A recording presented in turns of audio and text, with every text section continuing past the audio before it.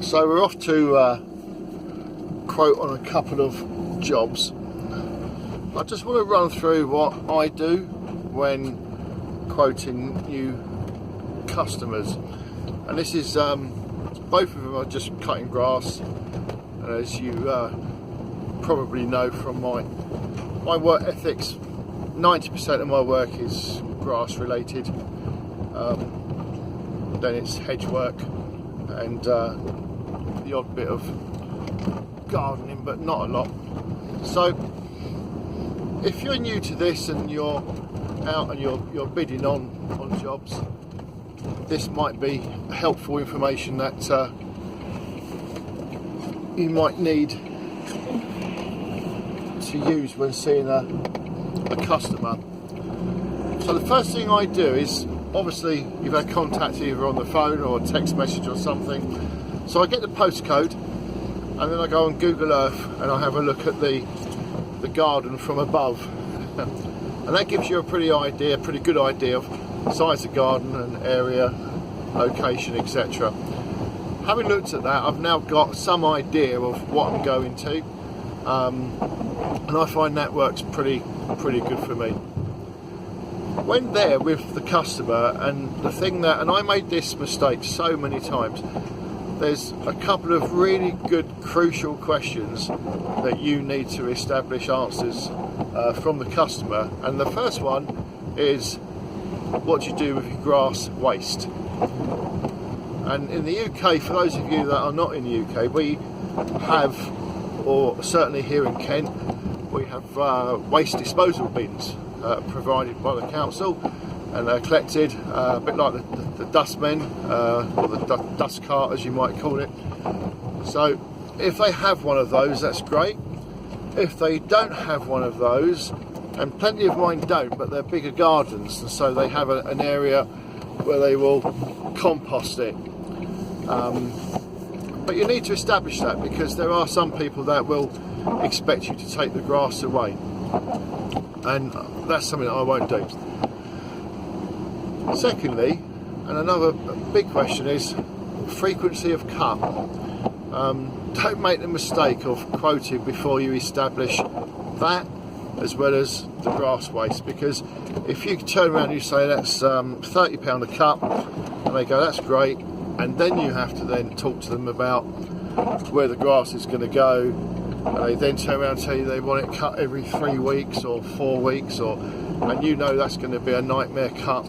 It's not a £30 cut anymore. So two big crucial things. Once you've overcome those two questions and you've got the answers in place, now let's rewind a little bit. Say for example they say to you, I don't have a facility for the grass, for the waste, I don't have a bin, and I don't have an area, I don't like to keep it, can you take it away? Well, just be aware that one, you need to have a waste carriage licence and also a disposal licence, and that's going to cost you. You can't take it to a local tip, it's got to be specific places that you go to, and it's going to be weighed in and there'll be a charge. So that's why I don't get involved in that side of it, because I don't carry those licences, I don't want to get caught with it, and it's just not worth the ag. Second one is, of course, is if you've asked them about the frequency and they turn around and say to you, well, I want it done monthly. Personally, me, I don't do monthly cuts. It's absolute havoc on the machinery. If you're using a walk behind mower, you're going to either burn the clutch out on it, you're going to shorten the life of your equipment. If you're using relatively small strimmers or not powerful strimmers, again, you're going to wear the equipment out. It's not worth it, and quite frankly, you'll find that if they can't be asked to have that lawn cut when it needs cutting, they're not really that interested in their lawn. You're going to be there fighting it in the spring when it's growing rapidly. So it's just a big no-no, guys. I just don't want to get involved with that. But going back, so once you've overcome the two issues, then I would look at it, and that's where you've got to say to yourself, price it so that it's profitable to you. you're not a charity, you are looking to make money, there's nothing wrong with that.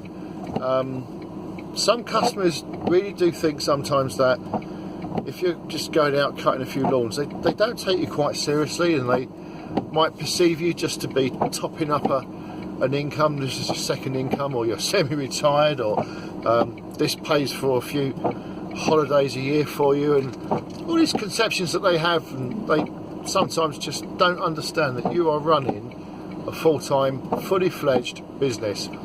If you say to yourself that's a £40 cut, and you then start arguing with yourself that you need to maybe bid a little bit lower to get that job, trust me, you don't want that job. If you go in at 25, 30 and you know you're cutting it cheap, you'll resent doing that job. It won't be a cut you look forward to. You're the one that will end up paying. You've got to take into account that you're using your machinery, your fuel. When you add all the costs in and net it down, you might be making 18, 19 pounds out of that 30. And is that worth it? Is that worth it, really? If you're there and you've gone in and that same job you've quoted, say maybe 40, 45 pounds, you know you're going to make clear money, you kind of look forward to doing that job. Your attitude towards the customer will be better, because you'll want to make sure you keep them happy. Nothing wrong with that, guys. So make sure you quote it accordingly and fairly, and it's got to be right for your business. So what I'm going to do, I'm on my way now. I'm going to go and have a look at this one. Clearly I can't film it, but I'm going to come back to you any moment now, and with the magic of camera, all of a sudden I'll be talking to you again, having been there, and I'll go through exactly what happened, and the discussion between myself and the customer, how it went, my thoughts on it. I also question my own performance with it and ask afterwards, did I do the right things? Did I do it correctly?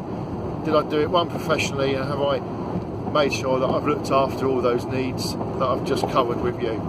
So let's see how it goes. Back in a minute.